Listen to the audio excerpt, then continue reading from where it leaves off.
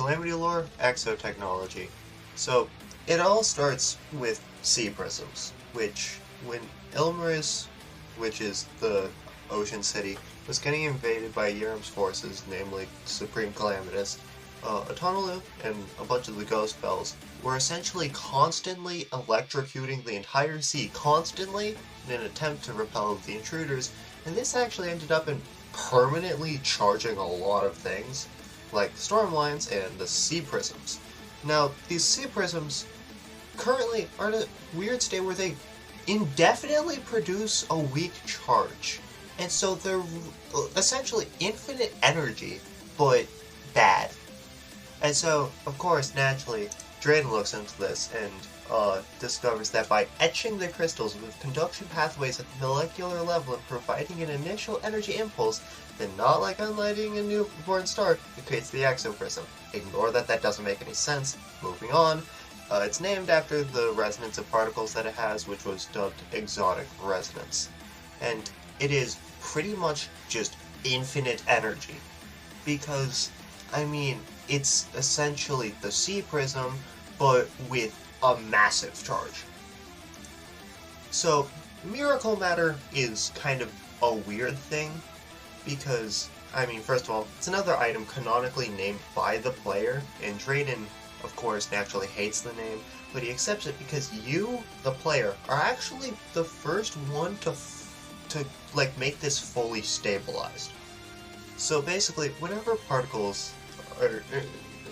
The particles contained within the exotic resonance can break down nearby matter when there's a lot of energy, which you actually witness when you fight the exomechs with, like, the exo overload beam, where basically it melts down internal components and essentially just turns it into just a beam of death. Don't ask how the melting internal components... don't ask how that works. But the version you make is a stable substance with basically limitless potential, and this is definitely one of the few things you have up on Yharim. So, why does Draedon give us this technology anyway? So, short answer, he wants you to be on equal footing with Yharim, because Draedon, well, first of all, he wants to see that fight, because it would be really cool. He could probably get a bunch of research out of that. You are way too valuable to Draedon for him to just let you die against Yharim. You are a very rare type of person to have come this far. And if you were to lose, then by the time anyone else would come to ascend to where you are, Yharim would already be dead of natural causes. So, I want to take a second to discuss the exomechs.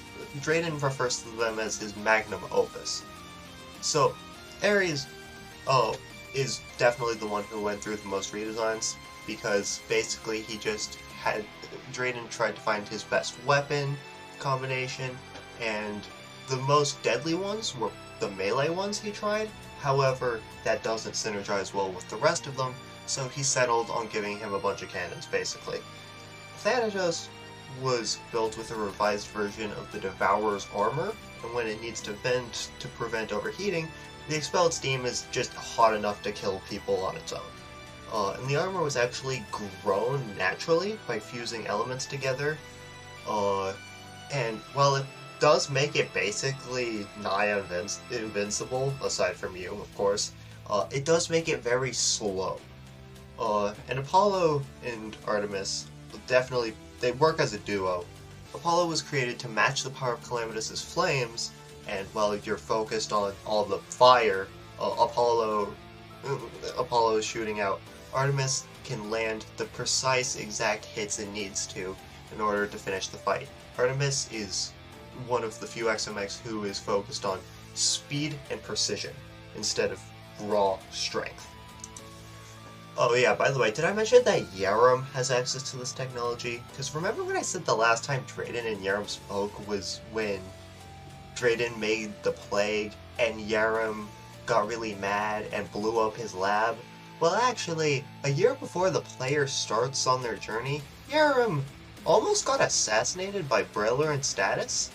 And so Yharim basically walks up to Draedon and just asks for exotechnology for his auric armor, and Draedon just gives him it, even though he was fired.